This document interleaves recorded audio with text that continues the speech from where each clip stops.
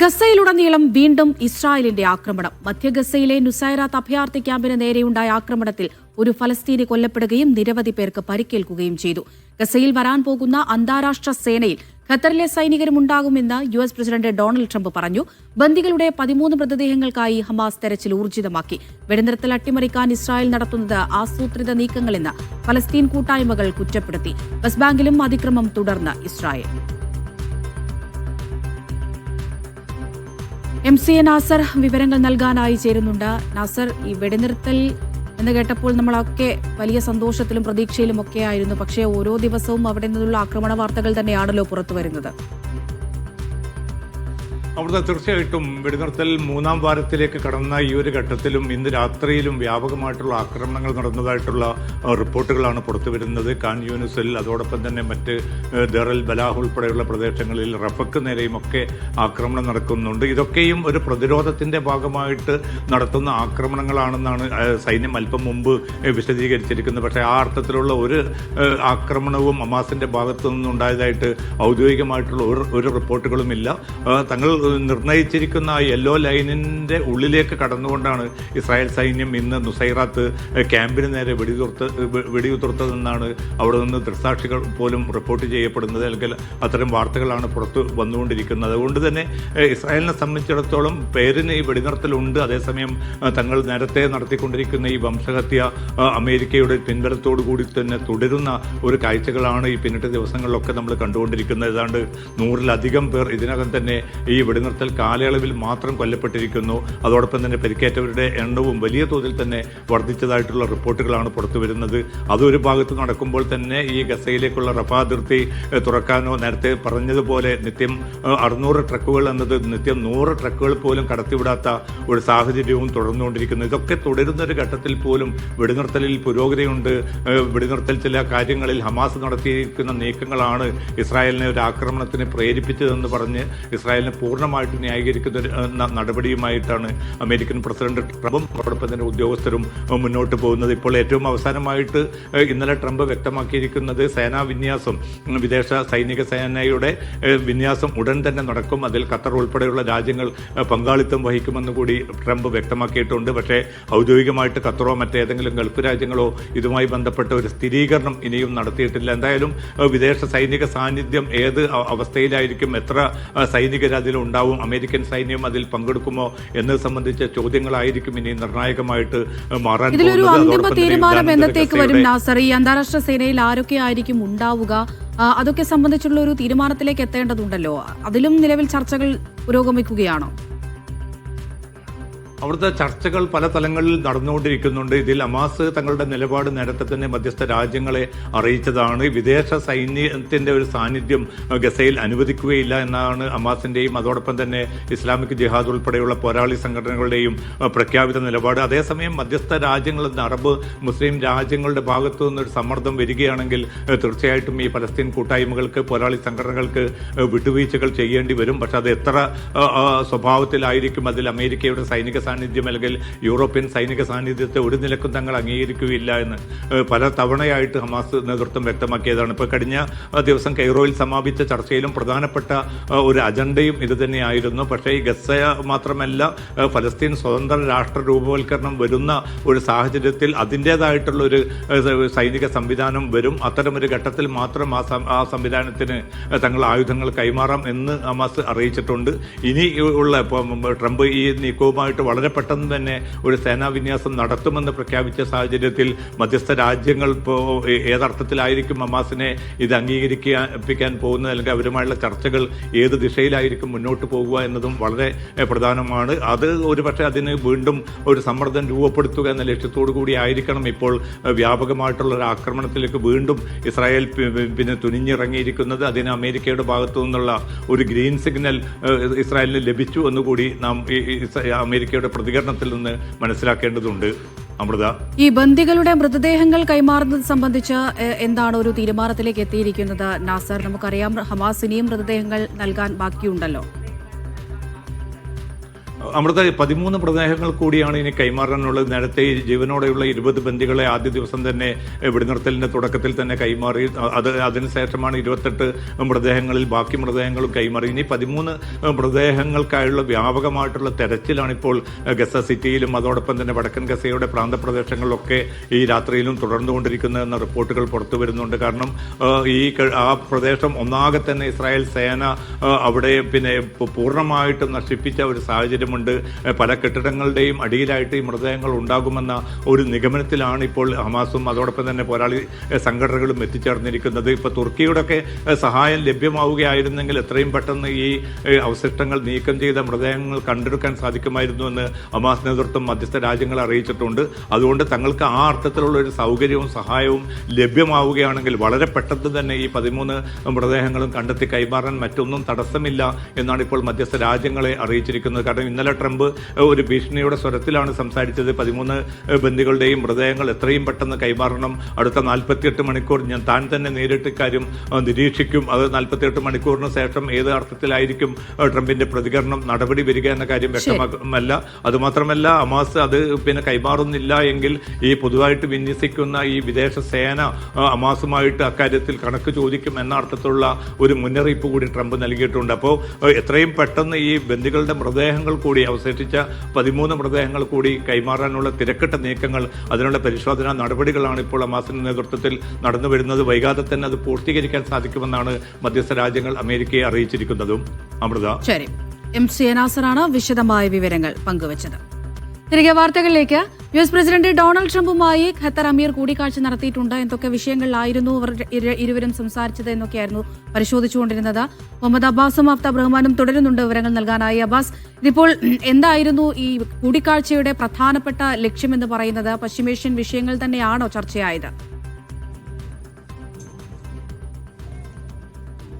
അമൃത, ഗസയുടെ പുനർനിർമ്മാണവുമായി ബന്ധപ്പെട്ട് വളരെ സീരിയസ് ആയിട്ടുള്ള ചർച്ചകളും കൂടിയാലോചനകളും നടന്നുകൊണ്ടിരിക്കുകയാണ് അറബ് രാഷ്ട്രങ്ങൾക്കിടയിൽ. അതിന് നേതൃത്വം കൊടുക്കുന്നത് ഈജിപ്തും ഖത്തറും അതുപോലെ തുർക്കിയുമാണ്. US അതിൻ്റെ പ്രധാനപ്പെട്ട പങ്കാളിയാണ്. അതുകൊണ്ട് തന്നെ US പ്രസിഡന്റ് ഡൊണാൾഡ് ട്രംപ് ഇവിടെ തിരിച്ചു പോയതിന് തൊട്ടുടനെ എക്സിൽ പങ്കുവച്ച ഖത്തർ അമീറിൻ്റെ കുറിപ്പ് എന്ന് പറയുന്നത് ഗസയുമായി ബന്ധപ്പെട്ട മിഡിൽ ഈസ്റ്റിലെ ശാശ്വത സമാധാനവുമായി ബന്ധപ്പെട്ട് ഗസയിൽ യുദ്ധം നിർത്തുന്നതുമായി ബന്ധപ്പെട്ട കാര്യങ്ങളാണ് ഞങ്ങൾ ചർച്ച ചെയ്തത് എന്ന് അദ്ദേഹം കൃത്യമായി വ്യക്തമാക്കുകയുണ്ടായി. നമുക്കറിയാം ഗസയിലെ പുനർനിർമ്മാണത്തിൽ വളരെ ഗൗരവമായിട്ടുള്ള പങ്കാളിത്തമാണ് ഖത്തർ വഹിച്ചുകൊണ്ടിരിക്കുന്നത്. ആ അർത്ഥത്തിൽ ഇതിന് വളരെ ഇരുവരും തമ്മിലുള്ള കൂടിക്കാഴ്ചക്ക് വളരെ വലിയ രാഷ്ട്രീയ പ്രാധാന്യമുണ്ട്. ഗസയിലെ റബിളുകൾ നീക്കം ചെയ്യാനും അതുപോലെ അവിടെ റോഡുകൾ നിർമ്മിക്കാനും അവിടേക്ക് ആവശ്യമായ സഹായങ്ങൾ എത്തിക്കാനും ഈജിപ്തിലും ജോർദാനും വഴി ഒരു ലാൻഡ് എയർ ബ്രിഡ്ജ് തന്നെ ഖത്തർ സ്ഥാപിച്ചിട്ടുണ്ട്. ഏകദേശം 4.5 ലക്ഷത്തോളം ടെൻറ്റുകളാണ് കഴിഞ്ഞ ദിവസം അങ്ങോട്ട് എത്തിച്ചത് ഗസയുടെ ദുരിതബാധിതർക്കായി. ഇങ്ങനെ ഗസയുടെ പുനർനിർമ്മാണത്തിന് വേണ്ടി വളരെ ഗൗരവതരമായ കാര്യങ്ങൾ ഖത്തർ നടത്തിക്കൊണ്ടിരിക്കുന്ന ഈ വേളയിൽ US പ്രസിഡന്റ്, ഇതിനെല്ലാം നേതൃത്വം നൽകുന്ന US പ്രസിഡന്റ്, നമുക്കറിയാം ഷർമു ഷെയ്ഖിലെ ഉച്ചകോടിയിൽ സമാധാന കരാറിൽ ഒപ്പുവെച്ചത് US പ്രസിഡന്റും അതുപോലെ ഖത്തർ അമീറും തുർക്കി പ്രസിഡന്റും ഈജിപ്ത് പ്രസിഡന്റുമാണ്. അതുകൊണ്ട് തന്നെ ഇവർ തമ്മിലുള്ള കൂടിക്കാഴ്ചക്ക് വളരെ വലിയ രാഷ്ട്രീയ പ്രാധാന്യമുണ്ട്. ഗസ അടക്കമുള്ള പശ്ചിമേഷ്യയിലെ ശാശ്വത സമാധാനത്തിലുള്ള വഴികളാണ് ഇരുവരും ചർച്ച ചെയ്തതെന്ന് വ്യക്തമാണ്. അമൃത. ശരി, മുഹമ്മദ് അബ്ബാസ് ആണ് വിവരങ്ങൾ നൽകിയത്. അഫ്താബ് റഹ്മാൻ കൂടി വിവരങ്ങൾ നൽകാനായി സൗദിയിൽ നിന്ന് ചേരുന്നുണ്ട്. അഫ്താബ്, ഇപ്പോൾ സൗദി അറേബ്യയുടെ പുത്തൻ വിമാന കമ്പനിയായ റിയാദ് എയറിന്റെ സർവീസ് ആരംഭിച്ചു എന്നുള്ളതാണ് അവിടെ നിന്നുള്ള ഏറ്റവും പ്രധാനപ്പെട്ട വിഷയമെന്ന് പറയുന്നത്. എങ്ങോട്ടായിരുന്നു ഉദ്ഘാടന സർവീസ്? ഇന്ത്യയിലേക്കുള്ള സർവീസൊക്കെ പ്രഖ്യാപിച്ചോ?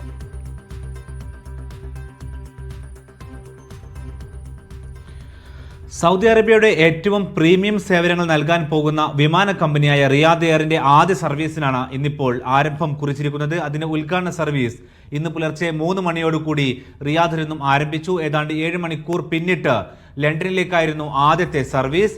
അതിനുശേഷം വിമാനം ഇന്ന് രാവിലെ അവിടെ നിന്ന് വീണ്ടും റിയാദിലേക്ക് തിരികെ പറന്നു. വൈകിട്ട് 7 മണിയോടുകൂടി റിയാദിലേക്ക് തിരികെ എത്തുകയും ചെയ്തു. ആഗോള ഏവിയേഷൻ ഹബ്ബായി ലോജിസ്റ്റിക്സിൻ്റെയും ഒപ്പം തന്നെ ഏവിയേഷൻ സർവീസുകളുടെയും ഹബ്ബായി സൗദി അറേബ്യയെ മാറ്റുക എന്നുള്ള പ്രഖ്യാപനത്തിൻ്റെ ഭാഗമായിരുന്നു റിയാദ് എയറിൻ്റെ സർവീസ്. പ്രഖ്യാപിച്ചതുപോലെ തന്നെ ഈ വർഷം സർവീസ് ആരംഭിക്കുമെന്നുള്ളതായിരുന്നു നേരത്തെയുള്ള പ്രഖ്യാപനം. അതിൽ നിന്ന് വ്യത്യസ്തമായി 3 മാസം പിന്നിട്ട് ഇപ്പോൾ ഈ ഒക്ടോബറിലാണ് വിമാന സർവീസിന് തുടക്കമായിരിക്കുന്നത്. വരും ആഴ്ചകളിൽ ദുബൈയിലേക്കുള്ള സർവീസ് കൂടി റിയാദ് എയർ പ്രഖ്യാപിക്കും. അതിന് തൊട്ടു പിന്നാലെ പുതിയ സമ്മർ വിന്റർ ഷെഡ്യൂളുകൾ കൂടി റിയാദ് എയർ പ്രഖ്യാപിക്കും. അതിൽ ഇന്ത്യയിലേക്കുള്ള സർവീസുകൾ ഉണ്ടാകുമെന്നുള്ളതാണ് നമ്മുടെ പ്രതീക്ഷ. ഇതിൽ ഏറ്റവും പ്രധാനപ്പെട്ട കാര്യം 2030 കൂടി 100-ലേറെ വിമാനങ്ങൾ റിയാദ് എയർ സ്വന്തമാക്കും. ആകെ 300ഓളം വിമാനങ്ങളാണ് റിയാദ് എയർ ഓർഡർ നൽകിയിട്ടുള്ളത്. ഈ വിമാനങ്ങളെല്ലാം ഉപയോഗിച്ചുകൊണ്ട് ലോകത്തെ 100-ലേറെ രാജ്യങ്ങളിലേക്ക് സർവീസ് നടത്തുവാനാണ് റിയാദ് എയർ ഉദ്ദേശിക്കുന്നത്. ഇതിന്റെ സേവനം എന്ന് പറയുന്നത് നേരത്തെ ദുബൈയിലെ എമിറേറ്റ്സിനെയും ഒപ്പം തന്നെ ഖത്തർ എയർവേസിനെയും പോലെ തന്നെ സമാനമായ രീതിയിൽ ഏറ്റവും മികച്ച സൗകര്യങ്ങൾ നൽകുന്ന, ഏറ്റവും ഉന്നതമായ സേവനങ്ങൾ ലഭ്യമാക്കുന്ന തരത്തിലുള്ള സർവീസുകളായിരിക്കും റിയാദ് എയർ നടത്തുക. ഇതിൽ 2 തരത്തിലുള്ള സർവീസ് ഉണ്ടാകും. ബോയിങ് വിമാനങ്ങൾക്കൊപ്പം തന്നെ സാധാരണ രീതിയിലുള്ള ചെറുവിമാനങ്ങൾ ഉപയോഗിച്ചുകൊണ്ടുള്ള സർവീസുകൾക്കും റിയാദ് എയർ വൈകാതെ തുടക്കം കുറിക്കും.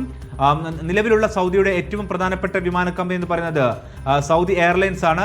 ജിദ്ദ കേന്ദ്രീകരിച്ചുള്ള വിമാന കമ്പനിയാണ് സൗദി എയർലൈൻസ് എന്നറിയപ്പെടുന്ന സൗദിയെ എങ്കിൽ റിയാദ് എയർ പ്രവർത്തിക്കാൻ പോകുന്നത് റിയാദ് കേന്ദ്രീകരിച്ചുകൊണ്ടാണ്.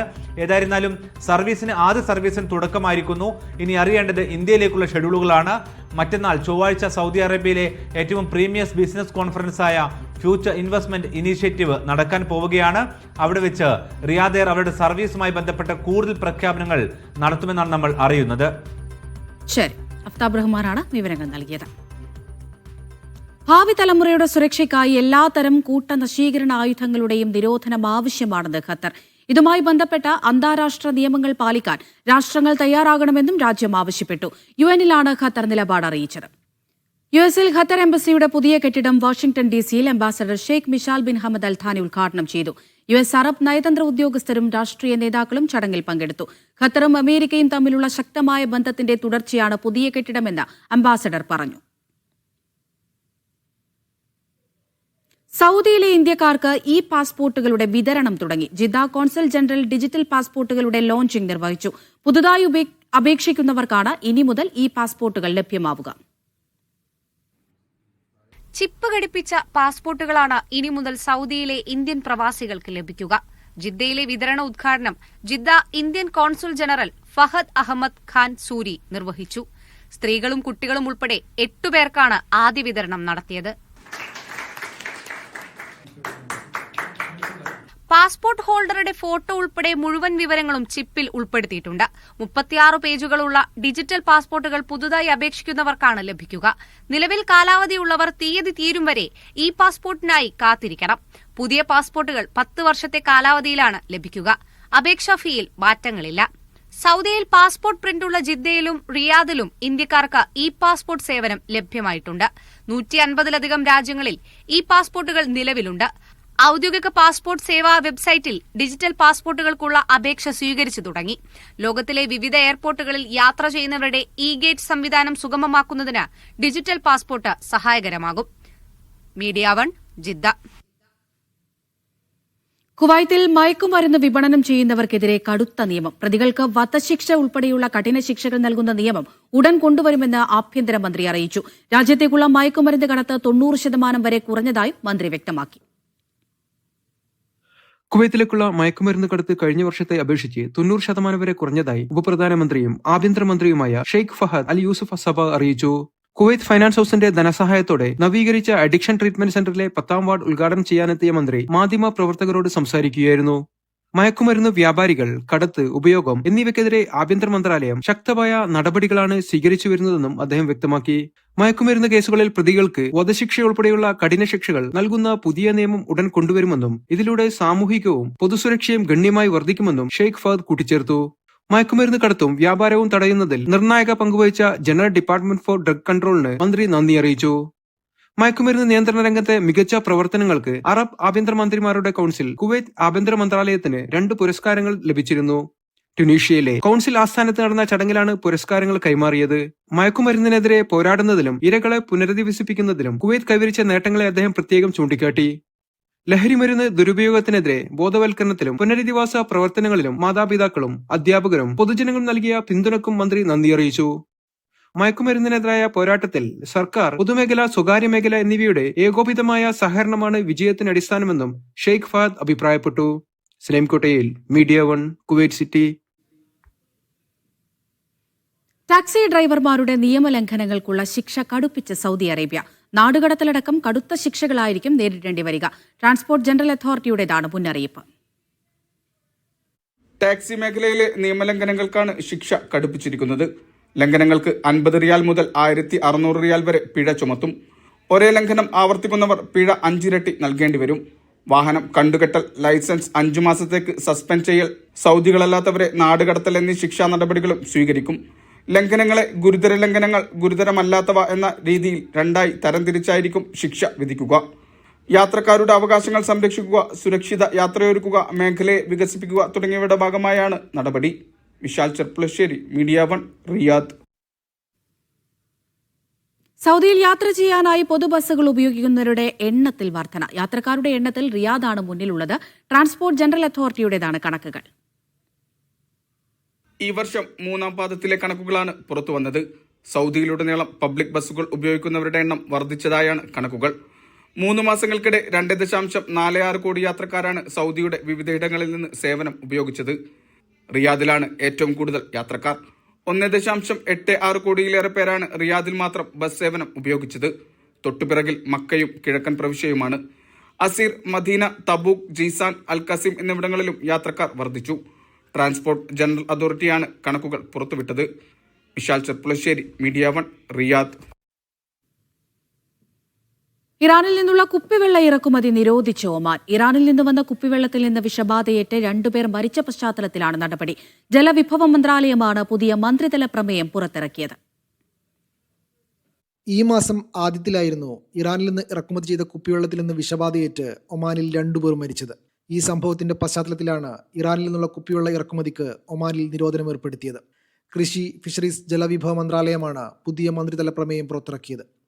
ഇതനുസരിച്ച് നിരോധനത്തിനുള്ള കാരണങ്ങൾ പരിഹരിച്ച് മറ്റൊരു ഉത്തരവ് പുറത്തിറക്കുന്നതുവരെ ഇറാനിൽ നിന്നുള്ള കുപ്പിവെള്ളത്തിൻ്റെയും അനുബന്ധ ഉൽപ്പന്നങ്ങളുടെയും ഇറക്കുമതി രാജ്യത്തേക്ക് അനുവദിക്കില്ല. ഈ തീരുമാനം നടപ്പാക്കാൻ അതത് അധികാരപരിധിയിലുള്ള ഉദ്യോഗസ്ഥർക്ക് നിർദ്ദേശം നൽകുകയും ചെയ്തിട്ടുണ്ട്. ഭക്ഷ്യസുരക്ഷാ നിയമം, ഭക്ഷ്യസുരക്ഷാ നിയന്ത്രണം എന്നിവയിൽ നിലവിലുള്ള രാജകീയ ഉത്തരവിൻ്റെ അടിസ്ഥാനത്തിലാണ് തീരുമാനം. ഒക്ടോബർ 27 മുതൽ തീരുമാനം പ്രാബല്യത്തിൽ വരും. വിഷാംശം കലർന്ന വെള്ളം ഉപയോഗിച്ച് 2 പേർ മരിച്ച സംഭവത്തിൽ പ്രാദേശിക വിപണികളിൽ നിന്ന് ഇറാനിയൻ ബ്രാൻഡായ യുറാനസ്റ്റാർ ഉൾപ്പെടെയുള്ള കുപ്പിവെള്ളങ്ങൾ നേരത്തെ പിൻവലിച്ചിരുന്നു. വിപണിയിൽ പരിശോധനയും കർശനമാക്കിയിരുന്നു. Media 1, Muscat. GCC രാജ്യങ്ങൾ ചേർന്ന് നടപ്പാക്കുന്ന ഗൾഫ് റെയിൽവേ പദ്ധതി 2030 ഡിസംബറോടെ പൂർത്തിയാകുമെന്ന് ഗൾഫ് റെയിൽവേ അതോറിറ്റി അറിയിച്ചു. അബുദാബിയിൽ നടന്ന വേൾഡ് റെയിൽ 2025 സമ്മേളനത്തിലാണ് authority director general Muhammad bin Fahad Al Shabrami ഈ വിവരം അറിയിച്ചത്. Kuwait, Saudi Arabia, Bahrain, Qatar, UAE, Oman എന്നീ 6 രാജ്യങ്ങളെ ബന്ധിപ്പിക്കുന്നതാണ് പദ്ധതി. 2117 കിലോമീറ്ററാണ് പാതയുടെ ദൈർഘ്യം. പദ്ധതി പൂർത്തിയായാൽ ഗതാഗതം, വ്യാപാരം, ടൂറിസം മേഖലകൾക്ക് വലിയ ഉണർവ് ലഭിക്കുമെന്നും അധികൃതർ വ്യക്തമാക്കി. ബഹ്റൈനിലെ പ്രധാനപ്പെട്ട പൊതുസ്ഥാപനങ്ങളിൽ നിത്യരോഗികൾക്കും ഗുരുതരമായ ആരോഗ്യ പ്രശ്നങ്ങളുള്ള രോഗികൾക്കുമായി പ്രത്യേക പാർക്കിംഗ് സൗകര്യങ്ങൾ ഏർപ്പെടുത്തണമെന്ന് ബഹ്റൈൻ പാർലമെന്റിൽ ആവശ്യമുയർന്നു. ഇതിനായുള്ള നിർദ്ദേശം ചൊവ്വാഴ്ച പാർലമെന്റിൽ ചർച്ച ചെയ്യും. ആശുപത്രികളിലോ സർക്കാർ ഓഫീസുകളിലോ എത്താൻ അനുയോജ്യമായ പാർക്കിംഗ് ലഭ്യമല്ലാത്തതിനാൽ പലരും വലിയ ബുദ്ധിമുട്ടുകൾ നേരിടുന്നുണ്ടെന്ന് നിർദ്ദേശത്തിൽ വ്യക്തമാക്കി. ബഹ്റൈനിലെ സ്വകാര്യ സ്വത്തുക്കളിലും വാഹനങ്ങളിലും അനുമതിയില്ലാതെ പരസ്യ ഫ്ലയറുകളും പ്രചാരണ ലഘുലേഖകളും സ്ഥാപിക്കുന്ന പ്രവണതയ്ക്കെതിരെ മുനിസിപ്പൽ അധികൃതർ മുന്നറിയിപ്പ് നൽകി. ഇത് രാജ്യത്തിന്റെ പൊതു ശുചിത്വ നിയമത്തിന്റെ നേരിട്ടുള്ള ലംഘനമാകും. അനുമതിയില്ലാതെ കാറുകളുടെ ഗ്ലാസുകളിൽ, ഡോറുകൾ, കെട്ടിടങ്ങളുടെ മുൻഭാഗങ്ങൾ എന്നിവിടങ്ങളിൽ ഫ്ലയറുകളും ലഘുലേഖകളും നിക്ഷേപിക്കുന്ന വ്യക്തികളെയും കമ്പനികളെയും സംബന്ധിച്ച് നിരവധി താമസക്കാർ ആശങ്ക പ്രകടിപ്പിച്ചതായും അധികൃതർ അറിയിച്ചു. കുവൈത്തിൽ രാജ്യത്തുടനീളമുള്ള പ്രധാന ഹൈവേകളിൽ വിപുലമായ റഡാർ നിരീക്ഷണ ക്യാമ്പയിനുമായി ജനറൽ ട്രാഫിക് വകുപ്പ്. Traffic affairs and operation sector മേധാവി ബ്രിഗേഡിയർ അബ്ദുള്ള അഹമ്മദ് അൽ അത്തീഖിയും traffic regulation affairs assistant director general brigadier Badr Ghazi Al ഖത്തനും നേതൃത്വം നൽകിയ ക്യാമ്പയിനിൽ ഹൈവേകളിൽ നവീന റഡാർ ഉപകരണങ്ങൾ ഘടിപ്പിച്ചു. അശ്രദ്ധമായ ഡ്രൈവിംഗ് നിയന്ത്രിക്കുകയും വേഗതാ പരിധി കർശനമായി പാലിക്കുകയും ചെയ്യുന്നതിനുള്ള വകുപ്പിന്റെ നിരന്തര ശ്രമങ്ങളുടെ ഭാഗമായാണ് ക്യാമ്പയിൻ. സൗദി അറേബ്യയിൽ നിന്ന് കിങ് ഫഹദ് കോസ്വേ വഴി ബഹ്റൈനിലേക്ക് പ്രവേശിക്കുന്ന സന്ദർശകരെ ഇനി രാജ്യത്തെ പ്രധാന ആകർഷണ കേന്ദ്രങ്ങളെയും ചരിത്ര സ്ഥലങ്ങളെയും പരിചയപ്പെടുത്തുന്ന ബോർഡുകൾ സ്വാഗതം ചെയ്യും. ബഹ്റൈനിലെ സാംസ്കാരിക ചരിത്രപരമായ സ്ഥലങ്ങളെ ഗൾഫ് സന്ദർശകർക്ക് പരിചയപ്പെടുത്തുക എന്ന ലക്ഷ്യത്തോടെയാണിത്. ചരിത്രപരമായ പശ്ചാത്തലവും ദിശകളും ഉൾപ്പെടെ അറബിയിലും ഇംഗ്ലീഷിലുമായിരിക്കും ഈ സൈൻ ബോർഡുകൾ സ്ഥാപിക്കുക. പൊതുജനാരോഗ്യം മെച്ചപ്പെടുത്തുന്നതിനായി പ്രതിരോധ പരിപാടികളും ആരോഗ്യ വിദ്യാഭ്യാസവും ഓറൽ കെയർ പ്രവർത്തനങ്ങളും കൂടുതൽ ശക്തമാക്കുമെന്ന് കുവൈത്ത് ആരോഗ്യമന്ത്രി ഡോക്ടർ അഹമ്മദ് അൽ അവാദി അറിയിച്ചു. പീരിയോഡെന്റൽ സർജറിയും ഡെന്റൽ ഇംപ്ലാന്റുകളും സംബന്ധിച്ച രണ്ടാമത്തെ ശാസ്ത്രീയ ഫോറം ഉദ്ഘാടനം ചെയ്യുകയായിരുന്നു മന്ത്രി. ഡിജിറ്റൽ ഇംപ്രഷൻ, 3D ഇമേജിംഗ് തുടങ്ങിയ പുതിയ സാങ്കേതിക വിദ്യകൾ ചികിത്സയെ കൂടുതൽ കൃത്യവും സുരക്ഷിതവുമാക്കിയതായി അദ്ദേഹം പറഞ്ഞു. ശാസ്ത്രീയ ഗവേഷണത്തിലും മെഡിക്കൽ വിദ്യാഭ്യാസത്തിലും കുവൈത്ത് സജീവമാണെന്നും ദേശീയ മെഡിക്കൽ പ്രതിഭകളെ വളർത്താനാണ് ലക്ഷ്യമെന്നും മന്ത്രി അറിയിച്ചു. ദുബൈയിൽ 2 ദിവസം നീണ്ട മീഡിയ വൺ മബ്രൂക്ക് പ്ലസ് പരിപാടികൾക്ക് കൊടിയിറങ്ങി. പഠന മികവ് തെളിയിച്ചവരും വിവിധ മേഖലകളിൽ കഴിവ് തെളിയിച്ചവരുമായ 2000-ഓളം വിദ്യാർത്ഥികൾ ആദരം ഏറ്റുവാങ്ങി. എൽന റോബിൻ ജോർജ് 2ാം സ്ഥാനവും സാൻവി അജേഷ് 3ാം സ്ഥാനവും കരസ്ഥമാക്കി. ജൂനിയർ വിഭാഗത്തിൽ ഷൻസ മറിയം 1ാം സ്ഥാനം നേടി. സയ്യിദത്ത് ദുആ മറിയം 2ാം സ്ഥാനവും അതിഥി ശ്യാം നായർ 3ാം സ്ഥാനവും സ്വന്തമാക്കി. UAE സ്കൂളുകളിൽ 10-12 ക്ലാസുകളിൽ 90% മാർക്ക് നേടി വിജയിച്ച 1500-ലേറെ വിദ്യാർത്ഥികൾക്കൊപ്പം വിവിധ മേഖലകളിൽ കഴിവ് തെളിയിച്ച വിദ്യാർത്ഥി പ്രതിഭകളും മബ്രൂക്ക് പ്ലസിന്റെ വേദിയിൽ ആദരം ഏറ്റുവാങ്ങി. കുഞ്ഞു പ്രതിഭകൾക്കായി ഒരുക്കിയ സ്റ്റാർ കിഡ്സ് വേദിയിലാണ് കാണികൾക്ക് മുന്നിൽ ഇവർ കഴിവുകൾ പുറത്തെടുത്തത്.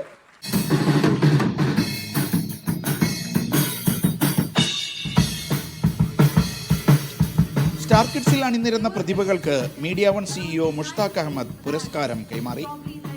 വിദ്യാർത്ഥികളുടെ മികവിനെ ആദരിക്കാൻ അവസരമൊരുക്കിയ മീഡിയ വണ്ണിനെ അതിഥികൾ അഭിനന്ദിച്ചു. സെക്കൻഡ് ടൈം വരുന്നത്. അപ്പോൾ ഇവിടെ വന്ന സമയത്ത് ഞാൻ അപ്പോഴും ആലോചിക്കുക എന്തുകൊണ്ട് ഇത് മീഡിയ വൺ നേരത്തെ തുടങ്ങിയില്ല എന്നുള്ളത്. ബിക്കോസ് ഞാനിവിടെ ജനിച്ചു വളർന്നതാണ്. ഞാനിവിടെ സ്കൂളിലൊക്കെ പോയ സമയത്ത് സ്കൂൾ ലെവലിൽ അപ്രിസിയേഷൻ അല്ലാതെ നമുക്ക് പുറത്തുനിന്ന് ഒരു ടീമൊന്നും വന്ന് നമുക്ക് ഇവിടുത്തെ സ്റ്റുഡൻസിന് വേണ്ടി അങ്ങനെ ചെയ്തിട്ടില്ല. Congratulations to Media One for doing such a good job. എനിക്ക് തോന്നുന്നു കുട്ടികൾക്ക് ഇങ്ങനൊരു പ്ലാറ്റ്ഫോം ഇവിടെ ഈ ഒരു റീജിയനിൽ കൊടുക്കുന്നത് ഒരു പക്ഷേ ഇത് ആദ്യമായിട്ടായിരിക്കാം. ഇത്രയും വലിയൊരു പ്ലാറ്റ്ഫോം ഇനിയും നിങ്ങൾക്ക് കുറെ കൂടെ ഗംഭീരമാക്കാൻ സാധിക്കട്ടെ. Thank you Media One to arrange such a beautiful event Mabruk Plus. Castro ഇതിന്റെ കൂടെ ഭാഗമായതിൽ വളരെയധികം സന്തോഷമുണ്ട്. I have seen that students are not getting appreciated so much like they are getting appreciated in India. So it's a great initiative by Media One Mabruk Plus. That's why we joined hand with Media One for this incredible program for appreciating students who have performed well, which is very rare in UAE. Grand quiz മത്സരത്തിൽ Sharjah our own English ഹൈസ്കൂളിലെ Aditya Anush Gokul Prasad team champion പട്ടം നേടിയപ്പോൾ Ashwin Krishnakumar Adith Biju team 2ാം സ്ഥാനത്തെത്തി. Amit Krishna പാഷ്വി Desai team 3ാമതെത്തി. പിന്നെ ഞങ്ങൾ inquisitive ക്ലബിൻ്റെ ആൾക്കാരാണ്. അപ്പം inquisitive ക്ലബിൻ്റെ പ്രസിഡൻറ്റും പിന്നെ മെമ്പറുമാണ് ഗോകുൽ. അപ്പം അതുവഴിയുള്ള കണക്ഷൻ. காம்படிஷன் ஆப்வியஸ்லி இது ரொம்ப பெரிய குவிஸு. ஸோ காம்படிஷன் டஃப்பாக இருந்துச்சு. But in the end it was very good.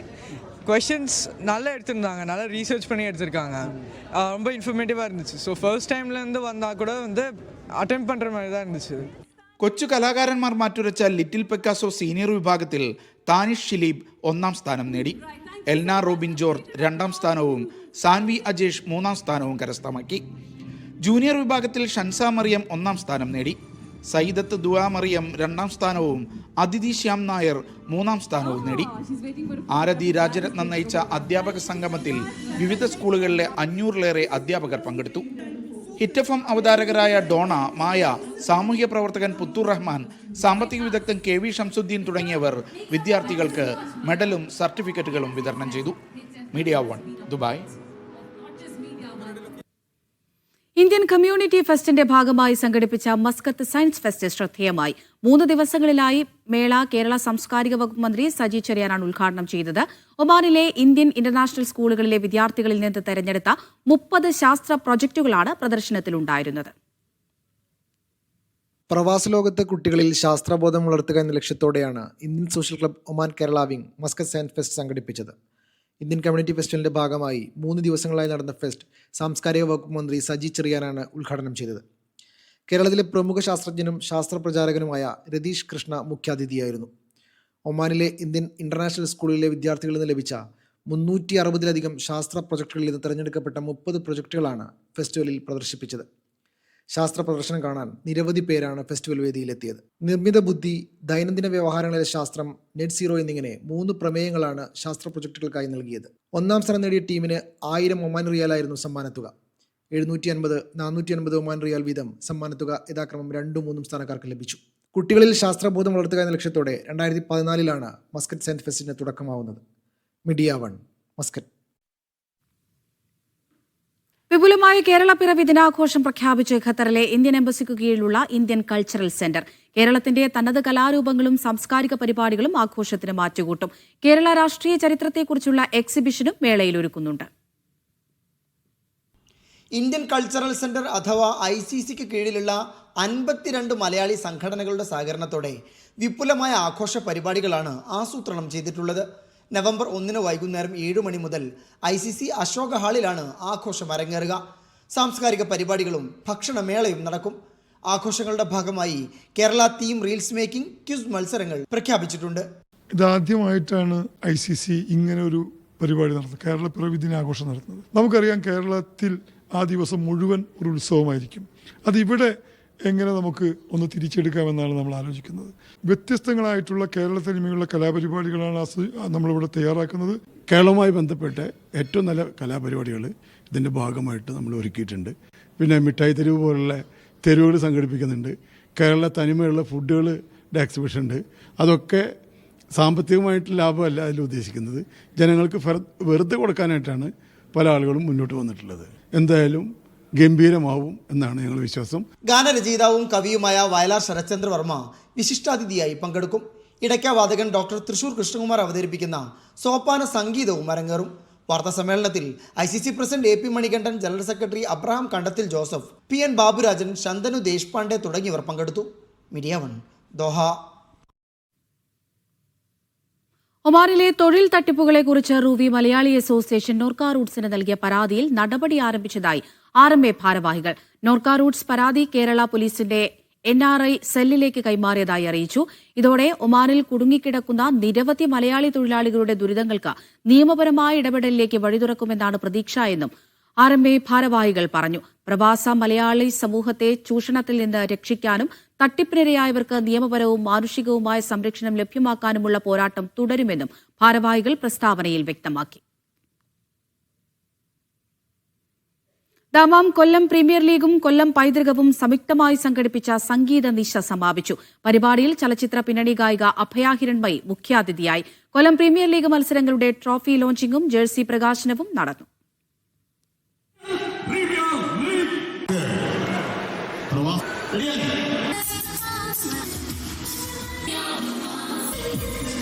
Kollam premier league season 6 മത്സരങ്ങളുടെ മുന്നോടിയായി സംഘടിപ്പിച്ച സംഗീത നിശ സമാപിച്ചു. പരിപാടിയിൽ പ്രീമിയർ ലീഗിന്റെ ട്രോഫി ലോഞ്ചിങ്ങും ജേഴ്സി പ്രകാശനവും നടന്നു. കൊല്ലം പൈതൃകത്തിന്റെ സഹകരണത്തോടെയായിരുന്നു പരിപാടി. ചലച്ചിത്ര പിന്നണി ഗായിക അഭയ ഹിരൺമയി, ഹിഷാം അങ്ങാടിപ്പുറം, ആൽബിൻ ബോബൻ, രാഹുൽ ഹരി എന്നിവർ നയിച്ച ഗാനസന്ധ്യ സദസ്സിന് ആവേശം പകർന്നു.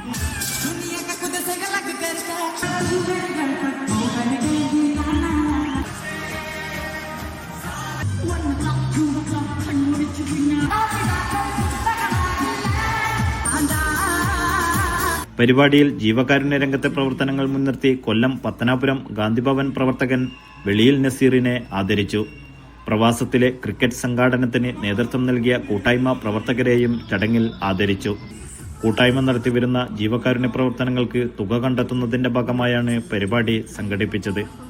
ഒക്ടോബർ 30, 31 തീയതികളിലായി അൽക്കോബാർ കാനു ഫ്ലഡ് ലൈറ്റ് സ്റ്റേഡിയത്തിൽ വെച്ച് ടൂർണമെന്റ് മത്സരങ്ങൾ നടക്കും. 10 ടീമുകൾ മേളയിൽ മാറ്റുരക്കും. സംഘാടകരായ നജീം ബഷീർ, നൌഷാദ് തഴവ, ഷൈജു വിളയിൽ, സുരേഷ് റാവുത്തർ, ബിജു കൊല്ലം എന്നിവർ നേതൃത്വം നൽകി.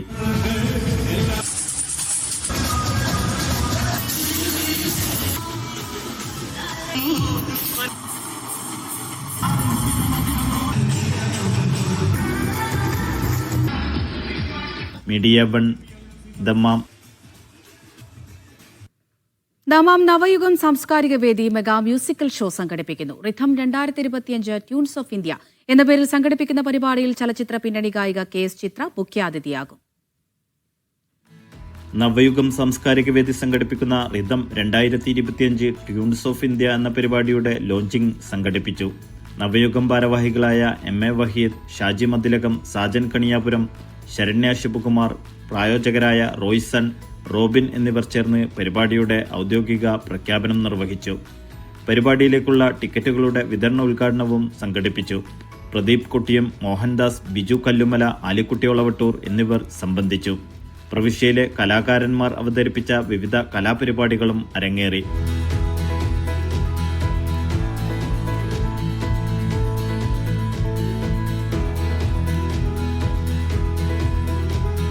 സംഗീത പരിപാടി നവംബർ 21 ദമാമിൽ വെച്ച് നടക്കുമെന്ന് സംഘാടകർ അറിയിച്ചു. പ്രജി കൊല്ലം, ബിജു വർക്കി, മുഹമ്മദ് ശിശു എന്നിവർ നേതൃത്വം നൽകി. Media 1 Dammam. സൗദിയിലെ ബിഷാഖ് ഹമീസ് മുഷൈത്ത് റോഡിലുണ്ടായ വാഹനാപകടത്തിൽ 4 വിദ്യാർത്ഥികൾക്ക് ദാരുണാന്ത്യം. ഇന്ന് പുലർച്ചെയായിരുന്നു അപകടം. മറ്റൊരു വാഹനവുമായി കൂട്ടിയിടിച്ചാണ് അപകടമുണ്ടായത്. അപകടത്തിൽ വാഹനം പൂർണ്ണമായും തകർന്നു. കാറിലുണ്ടായിരുന്ന മറ്റൊരു വിദ്യാർത്ഥി ഗുരുതര പരിക്കുകളോടെ ബിഷാഖ് കിങ് അബ്ദുള്ള ആശുപത്രിയിൽ ചികിത്സയിലാണ്. 21ാമത് സിഫ് ചാമ്പ്യൻസ് ലീഗ് ഫുട്ബോൾ ടൂർണമെന്റിന് അടുത്ത മാസം 7 ജിദ്ദയിൽ തുടക്കമാകും. ജിദ്ദയിൽ നടന്ന പ്രൗഢമായ ചടങ്ങിൽ ടൂർണമെന്റിന്റെ ഫിക്സ്ചർ പ്രകാശനം ചെയ്തു. 3 ഡിവിഷനുകളിലായി 27 ടീമുകളാണ് ഏറ്റുമുട്ടുക. 2 വർഷത്തെ ഇടവേളയ്ക്ക് ശേഷമാണ് Saudi India football forum football മാമാങ്കത്തിന് വേദിയൊരുക്കുന്നത്. നവംബർ 7 ജിദ്ദയിലെ Jamia King Abdul Aziz University സ്റ്റേഡിയത്തിലാണ് ടൂർണമെന്റ്. 11 ആഴ്ചകൾ നീണ്ടു നിൽക്കും. കഴിഞ്ഞ 30 വർഷങ്ങൾക്ക് മുമ്പ് രൂപീകരിച്ച സൗദി ഇന്ത്യൻ ഫുട്ബോൾ ഫോറത്തിന്റെ 21ാമത്തെ എഡിഷൻ ടൂർണമെന്റ് നവംബർ 7 ആരംഭിക്കുകയാണ്.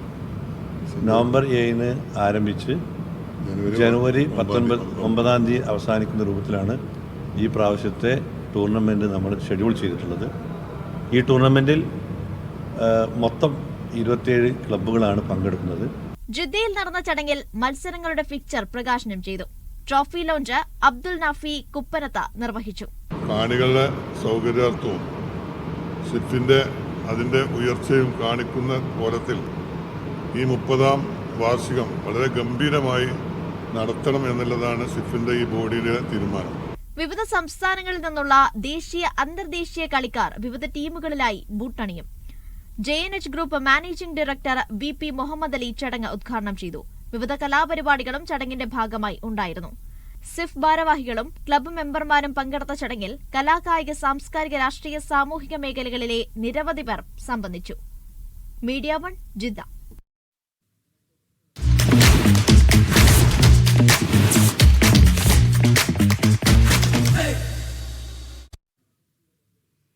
പുതിയ കായികാനുഭവം സമ്മാനിച്ചാണ് മീഡിയ 1 സൂപ്പർ കപ്പിന്റെ ആദ്യ എഡിഷൻ സൗദിയിലെ ജിദ്ദയിൽ സമാപിച്ചത്. അന്താരാഷ്ട്ര മത്സരങ്ങളുടെ അനുഭവം സമ്മാനിച്ച മത്സരത്തിന്റെ ദൃശ്യങ്ങളും കാണികളുടെ പ്രതികരണവും കാണാം.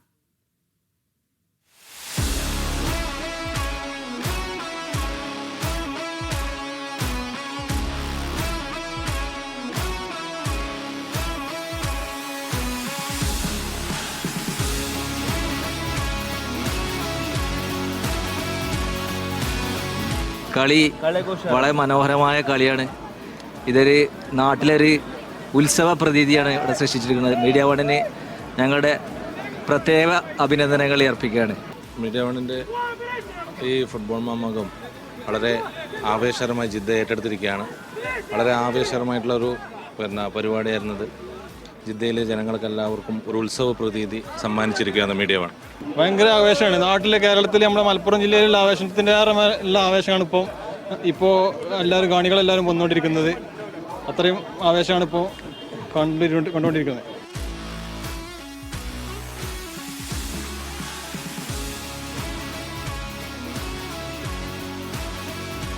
നല്ലൊരു ആവേശമാണ്. നല്ലൊരു ഒരു വ്യൂ ഉണ്ട്. പിന്നെ നല്ല നിറഞ്ഞു നിൽക്കുന്ന ഗാലറി. ഇത്രയധികം ജനലൊരു 7-9 നമ്മൾ കണ്ടിട്ടില്ല. നല്ല ആവേശം. ഇന്നലെയും വന്നിരുന്നു, ഇന്നും വന്നിരുന്നു. നല്ല വൈബാണ്. കുറേ ആൾക്കാരുണ്ട്. നമ്മൾ വിചാരിച്ചതിനും കൂടുതൽ ആൾക്കാരെ കാണാൻ പറ്റി. കളി നല്ല വൈബില്ല, അടിപൊളി. നല്ലൊരു സംഘാടന നല്ല ഉഷാറാണ്. നല്ല ഗ്രൗണ്ട്, ഇഷ്ടംപോലെ കാണികൾ.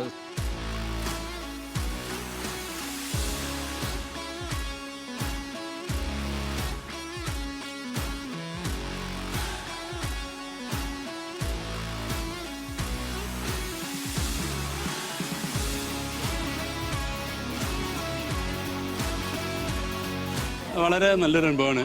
മീഡിയ വൺ സംഘടിപ്പിച്ച ഈ ഫുട്ബോൾ മേള ജിദ്ദയിലെ മലയാളികൾക്ക്, പ്രത്യേകിച്ച് നമ്മളെപ്പോലുള്ള ഈ ജോലി ഇതിൻ്റെ ഇടയ്ക്ക് നല്ലൊരു ഇത് കിട്ടുന്നതാണ്. അപ്പം എല്ലാ നിലക്കും നിറഞ്ഞ ഗാലറിയും മലയാളി സമൂഹത്തിൻ്റെ ഒരു കൂട്ടായ്മ തന്നെ ഇവിടെ കാണാൻ നിൽക്കുക.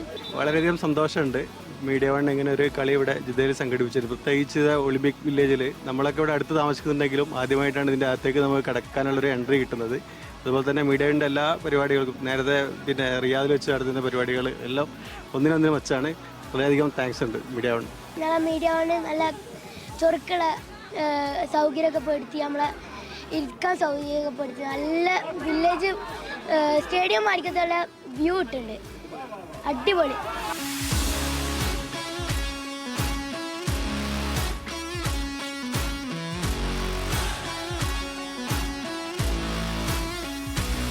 നല്ലൊരു ഇതായിരുന്നു. മീഡിയ വൺ പോലെ ഇങ്ങനെ പരിപാടികൾ നടത്തുമ്പോൾ നമ്മൾ മാക്സിമം പങ്കെടുക്കാൻ ശ്രമിക്കാറുണ്ട്. മീഡിയ വൺ ഈ ഒരുക്കിയ ഫുട്ബോൾ മാമാങ്കം വളരെ സന്തോഷത്തോടുകൂടി ഞങ്ങൾ വന്ന് കാണുന്നത്. ഇവിടെ കൂടിയ ജനഹസ്രങ്ങൾ അതിന് സാക്ഷ്യം വഹിക്കുകയാണ്.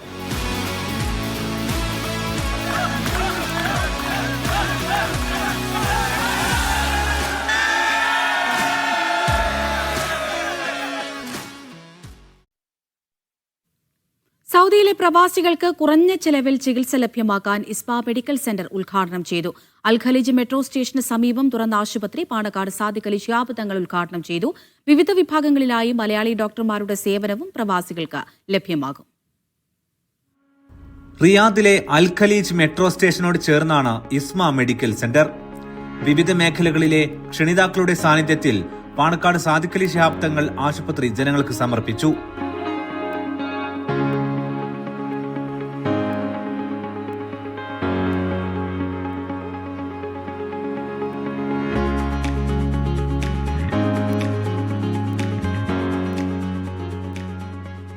നേതൃ ദന്തരോഗ വിഭാഗങ്ങൾ, general medicine, pulmonology, ophthalmology, orthopaedic, internal medicine, orthodontic തുടങ്ങി വിവിധ വിഭാഗങ്ങളുമായാണ് ഇസ്മ മെഡിക്കൽ സെന്ററിന്റെ തുടക്കം. റിയാദിലെ ഇസ്മ മെഡിക്കൽ സെന്റർ അതിന്റെ ഉദ്ഘാടനം നിർവഹിച്ചു. മെഡിക്കൽ മേഖലയിൽ വർഷങ്ങളുടെ പരിചയസമ്പത്തുള്ള നമ്മുടെ അഷ്റഫ് ഇവിടെ ഇസ്മ തുടക്കം കുറിച്ചിട്ടുള്ളത്. പ്രവാസികൾക്ക് വളരെ സഹായകരമായിട്ടുള്ള രീതിയിലുള്ള സംവിധാനങ്ങളാണ് ഇവിടെ ഉള്ളത്. മുമ്പും ഇവരുടെ സംരംഭങ്ങളുമായി സഹകരിക്കുവാൻ കഴിഞ്ഞിട്ടുണ്ട്. നേട്ടങ്ങളും ഉയർച്ചയും സർവശക്തൻ നൽകുമാറാകട്ടെ എന്ന് പ്രാർത്ഥിക്കുന്നു. അത്യാധുനിക മെഷീനറികൾ ആശുപത്രിയിൽ ഒരുക്കിയിട്ടുണ്ട്. Ultrasound scanning, X-ray, laboratory, pharmacy എന്നീ ഡിപ്പാർട്ട്മെന്റുകളും സേവനത്തിനുണ്ട്. Gynaecology, paediatric, skin and cosmetology, ENT വിഭാഗങ്ങളും ഒപ്റ്റിക്കൽ സെന്ററും ഉടൻ പ്രവർത്തനം ആരംഭിക്കും. പ്രവാസികളിൽ പ്രത്യേകിച്ച് മലയാളികൾക്ക്, മലയാളി ഡോക്ടർമാരടക്കം, ഐ സ്പെഷ്യലിസ്റ്റ് മലയാളിയാണ്.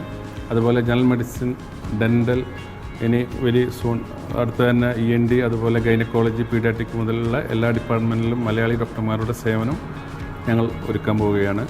അതുപോലെ ഏറ്റവും ലേറ്റസ്റ്റ് ആയിട്ടുള്ള ടെക്നോളജി, ബയോമെഡിക്കൽ എക്യുപ്മെൻറ്റ്സ് ഞങ്ങൾ റെഡിയാക്കി വെച്ചിട്ടുണ്ട്.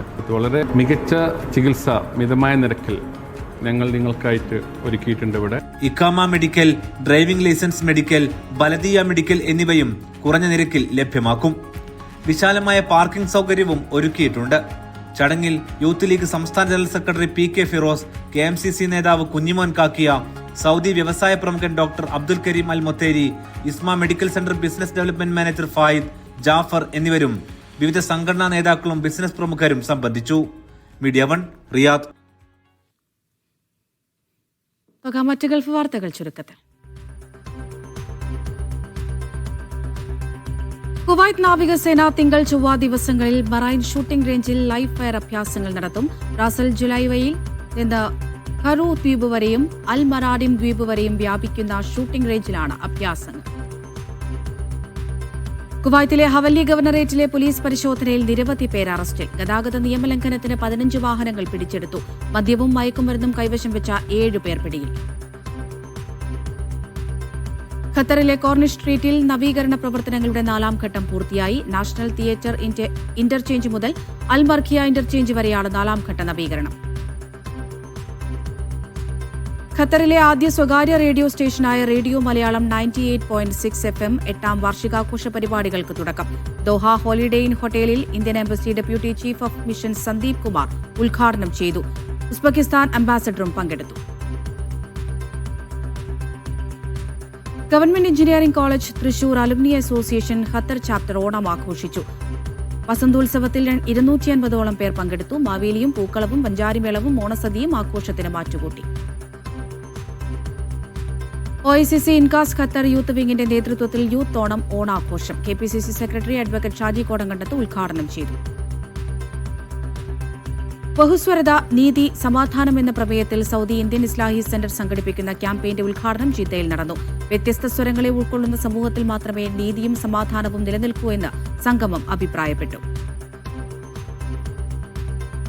കോഴിക്കോട് തെക്കേപ്പുറം കൂട്ടായ്മ ഭാരത് റീക്രിയേഷൻ ക്ലബിന്റെ ലോഗോ ജിദ്ദയിൽ പ്രകാശനം ചെയ്തു. ഫുട്ബോൾ, ക്രിക്കറ്റ് തുടങ്ങി വിവിധ സ്പോർട്സ് ടൂർണമെന്റുകളാണ് കൂട്ടായ്മ സംഘടിപ്പിക്കുക.